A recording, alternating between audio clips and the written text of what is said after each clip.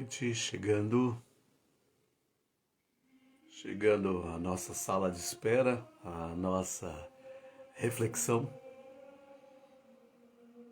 Mais uma reflexão, mais uma noite de harmonização, busca de entendimento do sentido e significado da nossa existência.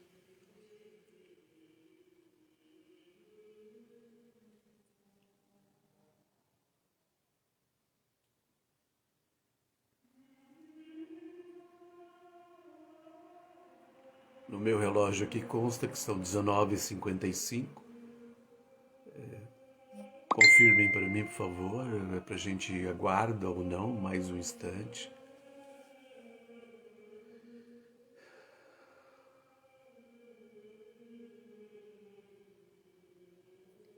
Agradeço vocês pela paciência de estarem aqui.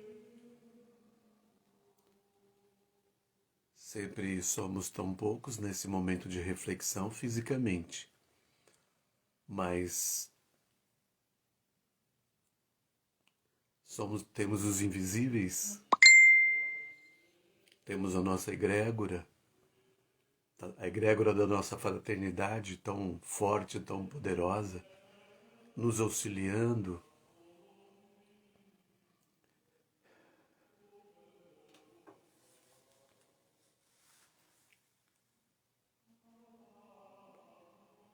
Eu acho que podemos começar.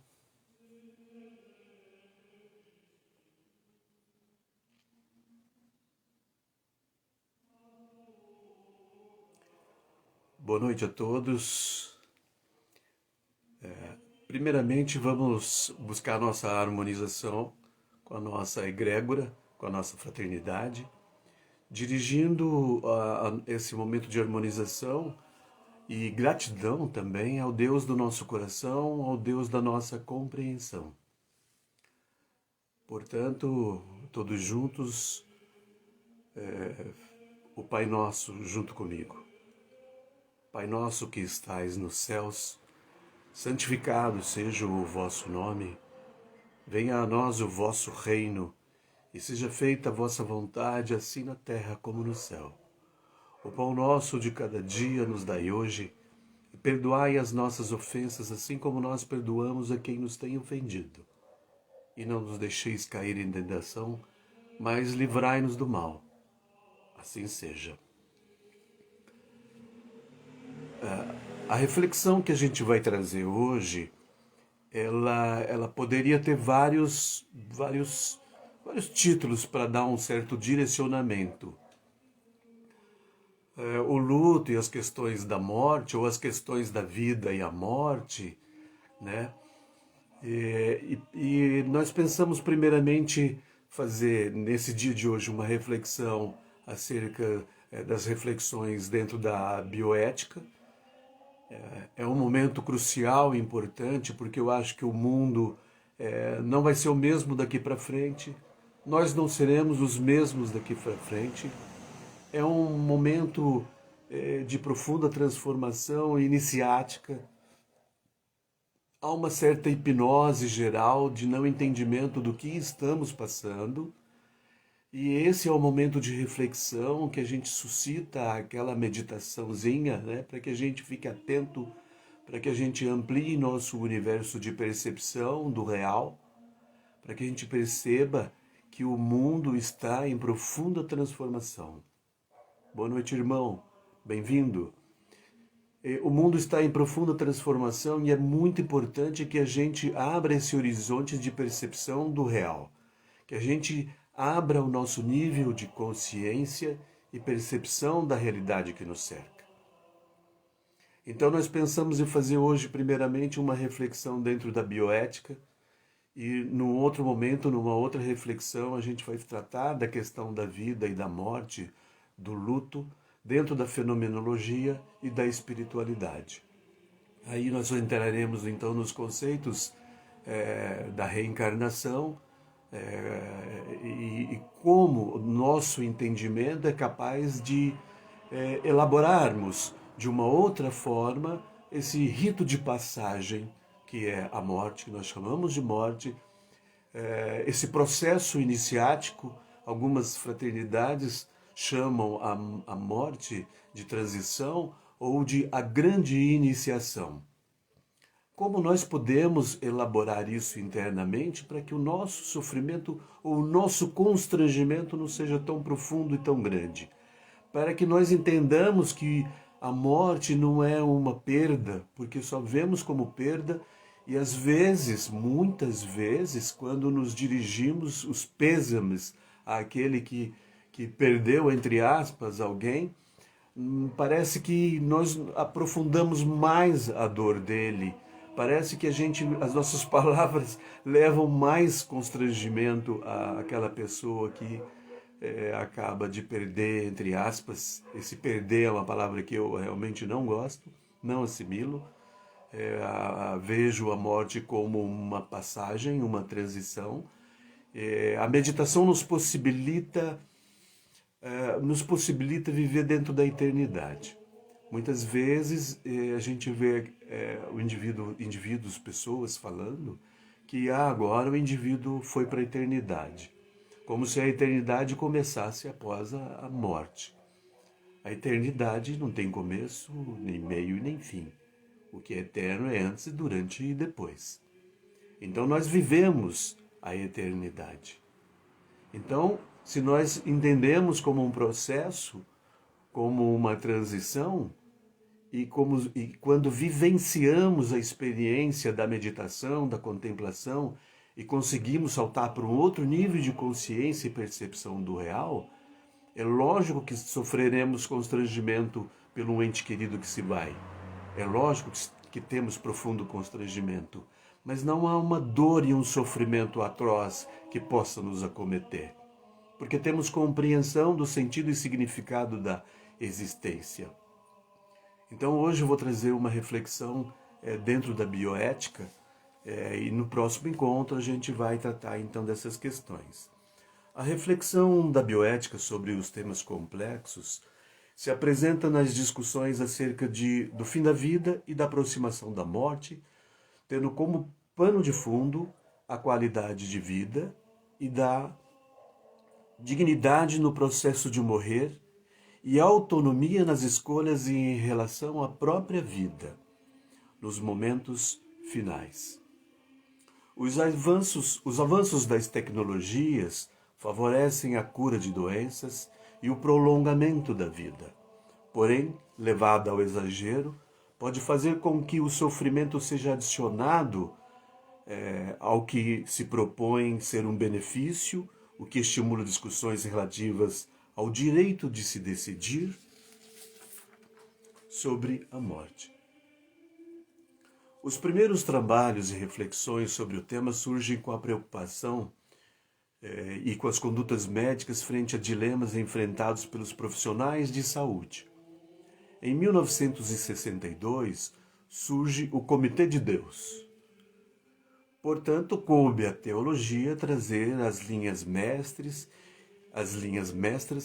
e entre 1985 e 2000, num segundo momento, a filosofia, através da bioética, com um caráter multidisciplinar, envolvendo as ciências sociais, envolvendo a antropologia, as psicologias, além da teologia.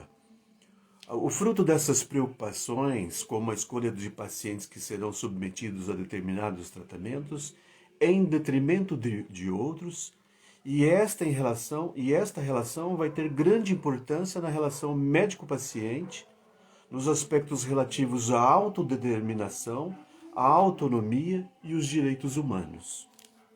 Neste processo, posteriormente, a bioética eleva as discussões de uma forma da macropolítica da saúde, a economia, o momento da morte, a eutanásia, o suicídio assistido, a distanásia. Nós vamos esclarecer esses termos.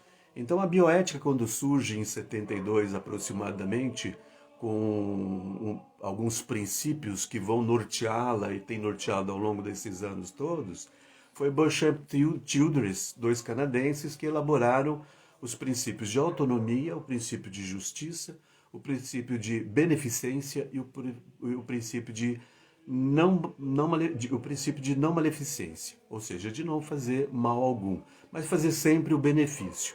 O princípio de autonomia sustentado numa herança kantiana, que a gente vai falar então no próximo encontro, onde a gente vai resgatar um pouco das questões dentro da fenomenologia, que é uma outra vertente de se pensar a vida humana, a existência humana, fora da metafísica tradicional. Então, ainda que seja kantiano, é um termo kantiano, autonomia se refere auto de si mesmo, nomos, as leis que autodeterminam o que eu decido, o que eu escolho, o que eu quero de melhor para mim. Né? Nesse processo, a gente então vai ver um pouquinho sobre a dignidade no processo de morrer. A dignidade no processo de morrer não é o apressamento da morte. A eutanásia nem o prolongamento no processo de morrer com intenso sofrimento a distanásia. A bioética do século XXI toma essas questões com base em alguns princípios que são importantes. Daí a gente cita novamente o princípio de beneficência, mas entra também aqui a dignidade, a competência e a autonomia. A competência não só dos profissionais, dos personagens envolvidos nesse processo de decisão, a equipe médica, a equipe da saúde, os familiares e o paciente. Né? A questão de competência, alguns pensadores atuais, como o professor Marco Segre, da USP, ele hierarquiza esse processo. Né? Ele acredita que deva ter uma hierarquia nesse processo. Outros pensam que essa forma de hierarquização leva a uma assimetria no poder de decisão sobre a vida do paciente. Ou seja, o paciente ele fica vulnerável, não é ele que decide propriamente. Né? Ele fica vulnerável, ele está no momento extremamente vulnerável. Quando se está internado dentro do hospital, numa UTI, ou você indo até para um processo dentro de uma cirurgia, né, indo para um centro cirúrgico, é um processo de extrema vulnerabilidade. O nosso poder de decisão, a nossa autonomia está fragilizada. Então são considerações extremamente importantes que a bioética veio trazer. São dilemas que a equipe da saúde tem. A bioética veio tentar trazer a formação de profissionais de saúde, ou fomentar esses profissionais de saúde, uma capacidade de melhor decidir, criando relações mais simétricas dentro do processo dos dilemas enfrentados. Então a bioética, ela ainda há um forte movimento dentro dos cuidados paliativos também, trazendo a possibilidade de reumanização do morrer, opondo-se à ideia da morte como inimigo a ser combatido a todo custo. Há um termo que se é utilizado na saúde que é obstinação terapêutica. Obstinação terapêutica é que a equipe da saúde vai até as últimas consequências, ainda que o indivíduo esteja condenado, é irreversível a sua situação, há uma obstinação em prolongar a sua vida. Chama-se obstinação terapêutica o termo. Então, essa é a ideia. Então, nós temos, por um lado, a sacralidade da vida. A vida deve ser preservada a todo custo. Né? Por outro, nós temos essa vulnerabilidade do indivíduo que não pode tomar uma decisão capaz de ser uma decisão não vulnerável, né? Uma decisão confiável acerca do seu momento crucial de vida ou de morte. Ou seja, a morte é um processo da vida e no adoecimento os tratamentos devem visar a qualidade de vida e o bem-estar da pessoa. E esse termo pessoa é um termo utilizado muito nas questões das reflexões dentro da bioética. A pessoa humana, a dignidade da pessoa humana é a questão fundamental, é o centro das discussões dentro da bioética, porque no Brasil a bioética ela tem uma forte linha dentro da teologia, em especial os, os teólogos cabelianos, professor Márcio Fabre, Léo Pessini, teólogos, padres maravilhosos, de uma capacidade de reflexão impressionante. Então nós temos forte influência desses grandes pensadores, que trouxeram então essa questão da pessoa humana.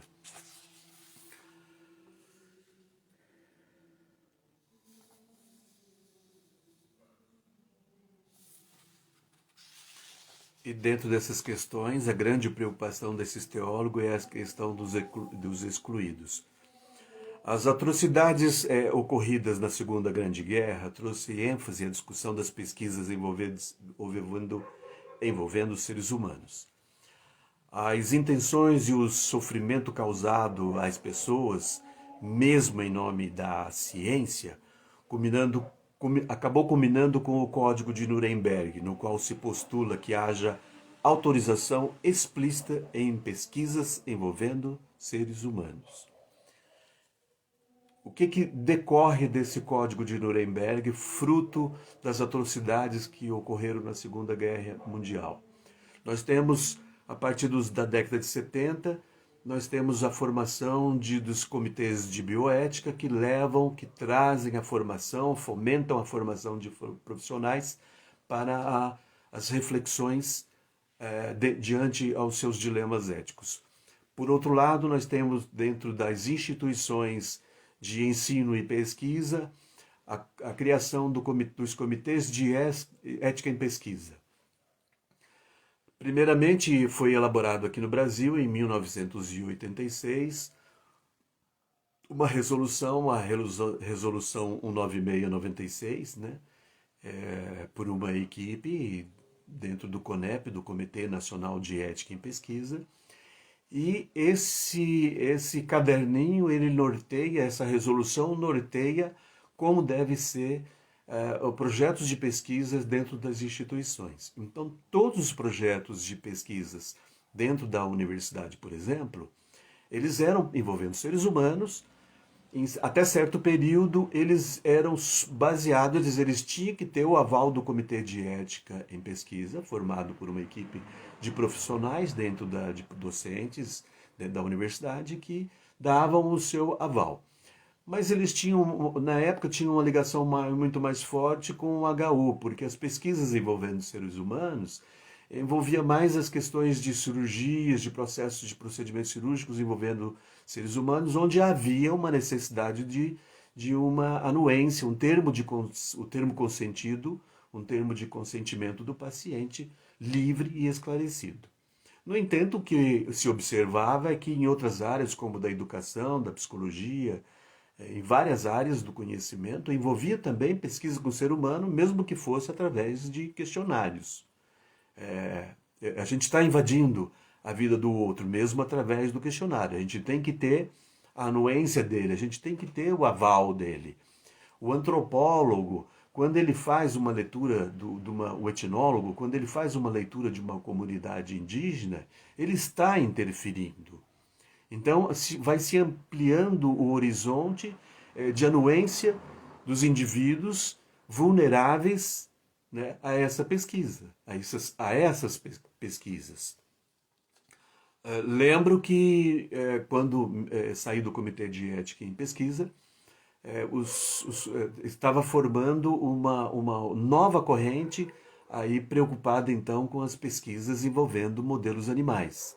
Então nós já extrapolava aquele limite envolvendo seres humanos, saía do ser humano dentro das áreas médicas, das ciências médicas propriamente dita, ia para a pedagogia, ia para ciências humanas, ciências sociais, e, enfim, modelos animais. Então houve um processo de evolução. Hoje nós temos resoluções mais atualizadas e os projetos de pesquisa visam a proteção da pessoa humana, fundamentalmente. São rígidos no controle disso. Então vocês vejam bem que do Código de Nuremberg resultou nessa grande questão que é hoje os comitês de ética e pesquisa, os comitês de bioética levando a reflexão. Mas acredito que do ano passado para cá, com a pandemia, é, nós caímos numa zona de limbo. Eu acho que muitas decisões e muitos dilemas éticos foram por água abaixo. Não havia tempo para tomar decisões importantes de quem morre e de quem vive. Não havia tempo de pensar em prolongar a vida daquele que já estava condenado. Não havia tempo de reflexão sobre o que nós passamos ao longo e temos passado ao longo desse último ano.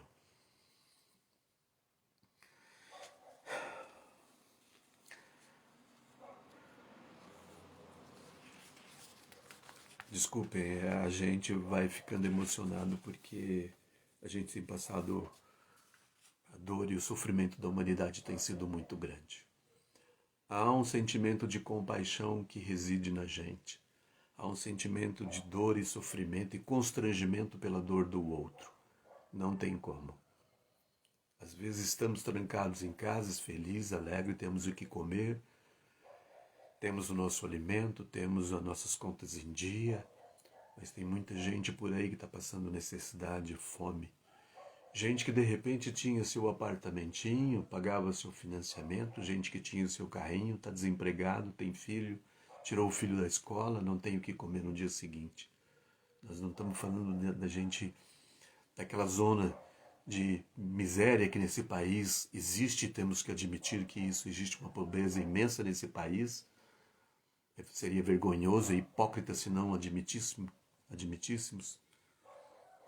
Mas existe um contingente muito grande de gente necessitada nesse país.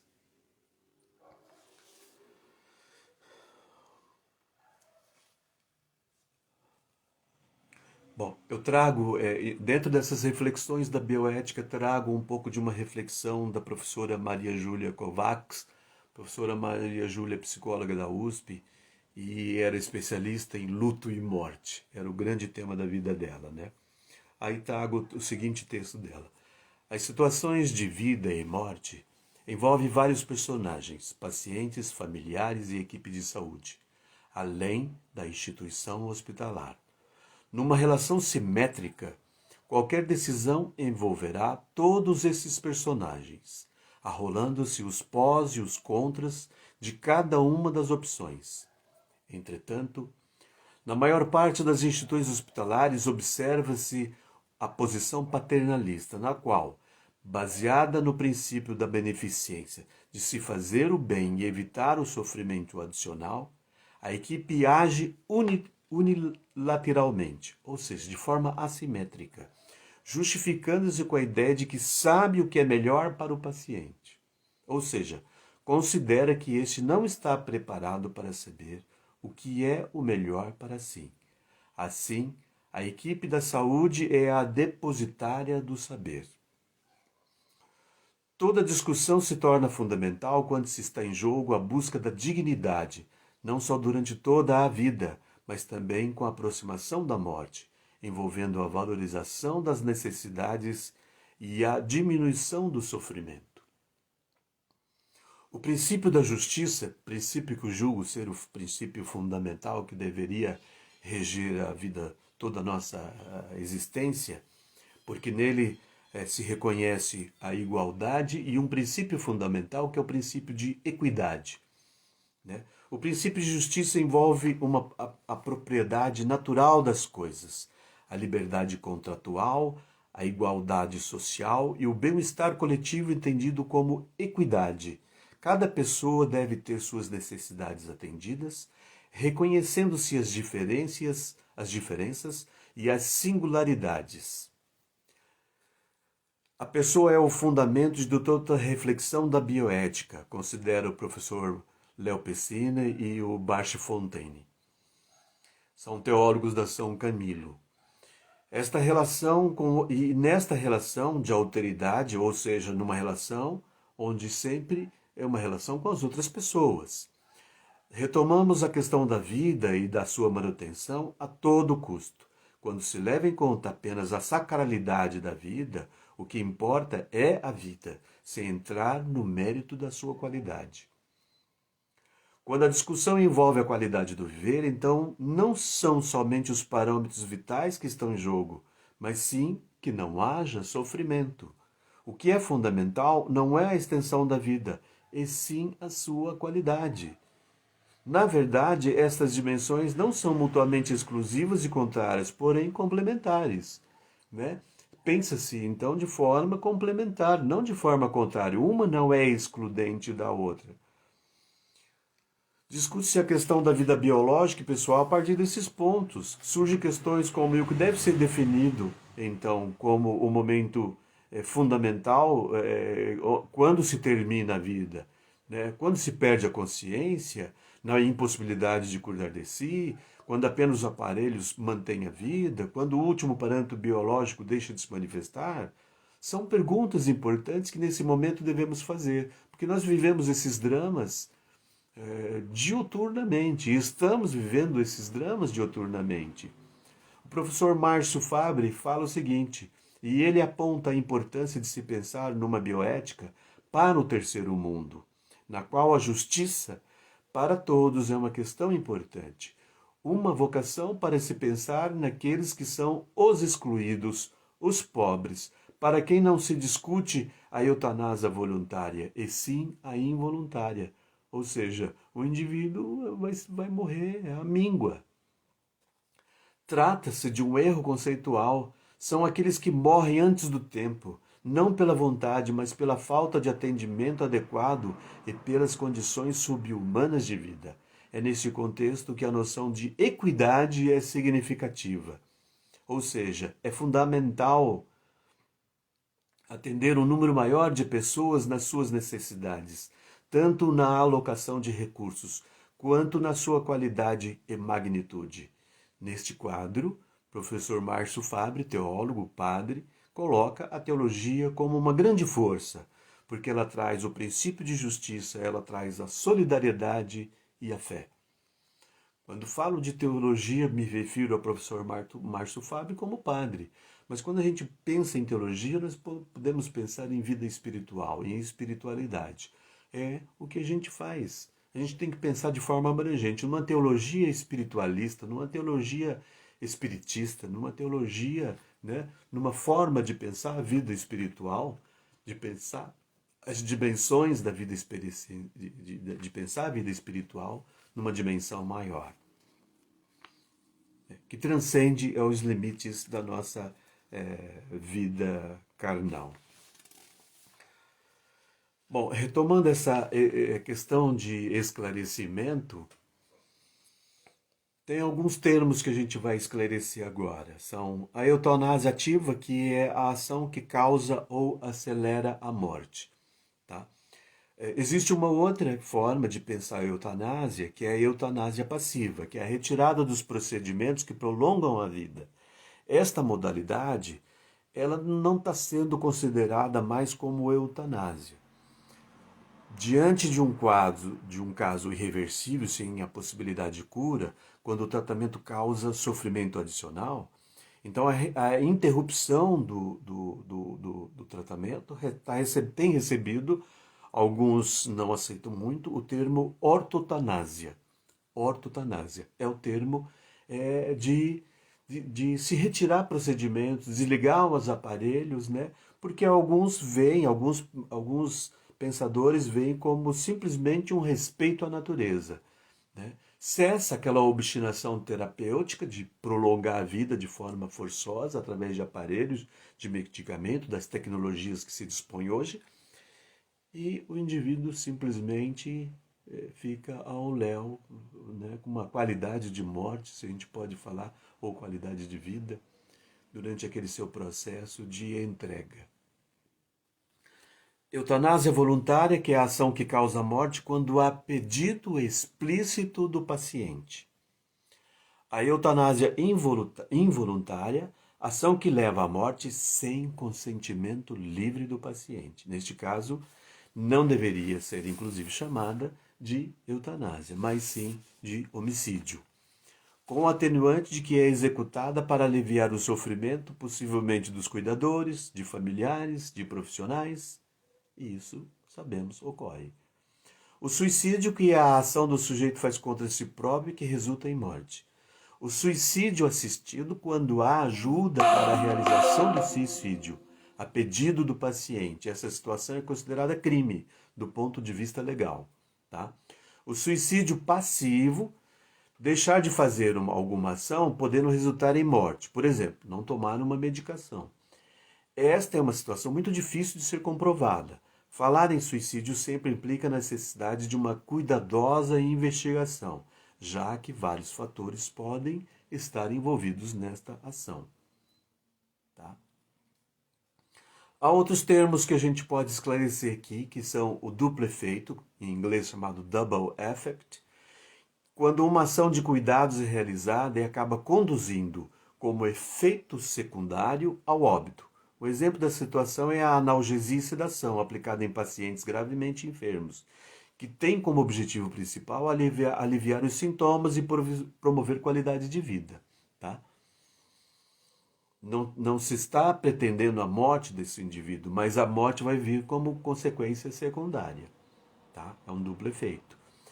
O testamento em vida, vontade em vida, o living will, que o paciente escreve em seu testamento referindo-se ao que gostaria que acontecesse, que não mais pudesse fazer escolhas, quando não mais pudesse fazer escolhas e participar do seu tratamento. Ou seja, ele está totalmente, perdeu a sua autonomia, está completamente vulnerável, ele deixa por escrito em testamento como ele gostaria que fosse. É um procedimento muito utilizado quando se trata de não ressuscitamento e é um documento legal nos Estados Unidos. Tem um outro termo chamado ladeira escorregadia, slippery slope. Trata-se de uma zona de conflito e polêmica, na qual certa decisão pode ter efeitos sobre os quais não se havia pensado anteriormente. Por exemplo, a legalização da eutanásia poderá colocar em risco de morte antecipada. Embora não seja o objetivo explícito, populações vulneráveis como idosos, pobres e doentes mentais podem ficar muito vulneráveis em decorrência da legalização da eutanásia, por exemplo. Legalizou-se a eutanásia, mas o propósito não era que ela pegasse indivíduos vulneráveis, né? Não havia essa intenção, mas acabou nessa ladeira escorregadia. Tem o poder durável de um advogado para cuidados de saúde, que é um documento por meio do qual a pessoa nomeia outra pessoa para tomar decisões sobre os cuidados de sua saúde, quando ela própria se tornar incapaz de fazê-lo, permitindo assim que o médico obtenha de alguém o consentimento informado e para algum procedimento ou interrupção do tratamento. Tá? Então são diversos, você vê que são diversas formas de se tratar. Então eu achei importante a gente trazer essa informação, é mais uma informação, né?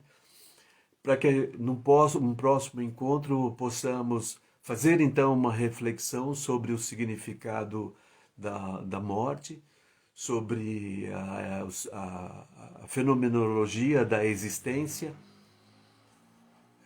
Vamos trazer essa reflexão, o luto, o constrangimento que é a transição, a passagem, esse rito de passagem, a grande iniciação, para que a gente possa, nas nossas meditações, elaborar algo internamente e sermos capazes de menos constrangimento, de menos dor e sofrimento, porque temos passado.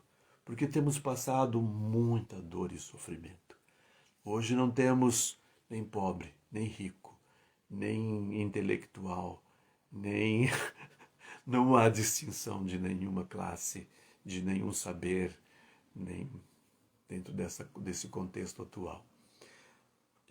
Acho que há sim, no âmbito geral, pessoas que estão vivendo uma hipnose, não estão entendendo a dimensão do problema, nem a nível terrenal, muito menos a nível espiritual, muito menos a nível espiritual. E é muito importante que a gente faça essa reflexão nesse momento. Suscito a cada momento vivenciar essa oportunidade da contemplação, mas fazer a sua meditaçãozinha, aquela meditaçãozinha de 3 respirações, de fazer o seu momento de gratidão no seu sanctum particular, 5 minutos, 10 minutos, para que a gente amplie nosso universo de atenção e percepção do real. Só assim nós poderemos sair de um quadro de hipnose que envolve muitas vezes dogmas e doutrinas, os quais nós estamos ligados e impossibilita muitas vezes uma reflexão mais profunda para o autoconhecimento. Sem autoconhecimento, sem autoconscientização, não há possibilidade para ascendermos a outro nível de percepção do real. Então hoje, muito obrigado por vocês estarem aqui. Eu acho que a sala ficou bastante cheia. Muito obrigado por vocês estarem aqui comigo. É sempre um prazer muito grande. Um prazer muito grande. Tá? Tenham uma ótima e linda noite, uma linda semana. Se protejam, por favor. Se cuidem, por favor. Cuidem do outro, pensem no outro. Ainda não acabou. E não vai acabar tão brevemente, gente.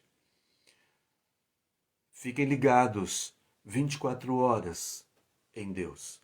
A presença de Deus deve ser uma constante na nossa vida. A presença de Deus deve ser a cada momento, a cada minuto, a cada segundo. Em cada molécula, em cada átomo, a presença de Deus deve estar na nossa vida. A presença de Deus nas nossas vidas é o que nos conecta. Temos a nossa egrégora forte da nossa fraternidade, as entidades espirituais que estão aqui nos auxiliando, nos oferecendo um grande momento para que não nos percamos dessas dimensões superiores. Façam isso diariamente, façam isso constantemente, diuturnamente. O meu muito obrigado. Em paz profunda, com Jesus. Uma linda noite para vocês. Com Deus.